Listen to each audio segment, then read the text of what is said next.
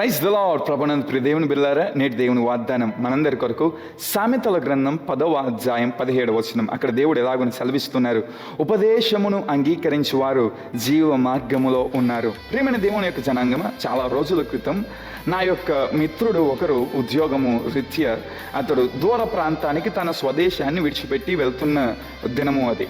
ఆ దినాన్న తన యొక్క తల్లిదండ్రులు, అదే రీతిగా తన యొక్క బంధుమిత్రులు అందరూ వచ్చి, అరే నువ్వు దూర ప్రాంతానికి వెళ్తున్నావు, అక్కడ జాగ్రత్తగా ఉండు నాన్న, ఎవరితోటి నీవు గొడవలు పెట్టుకోవద్దు, ఎవరేమన్నా నీవు నీ పని చూసుకుని జాగ్రత్తగా నెమ్మదిగా క్షేమంగా ఉండు బాబు అని చెప్పి పంపించారు. అయితే ఒక రోజున చిన్న గొడవ తనకి తన యొక్క మిత్రులకి రావడం, ఆ మిత్రులతో అతడు చాలా ఆ గొడవను పెంచుకొని ఇంకా కోపానికి వెళ్ళిపోయి దాడి చేసిన ఆ యొక్క గొడవ కాస్త ఏం చేసిందంటే తన యొక్క ప్రాణాన్ని తీసివేసింది. ఈ వార్త విన్నప్పుడు నా హృదయం చాలా దుఃఖకరంగా మార్చబడింది.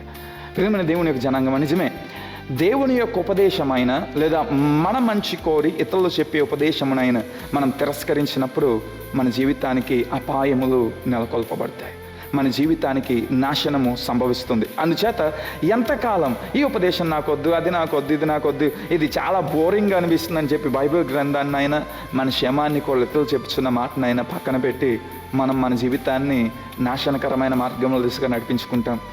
దేవుని యొక్క మాటలు అంగీకరిద్దాం, దేవుని యొక్క వాక్యాన్ని స్వీకరిద్దాం.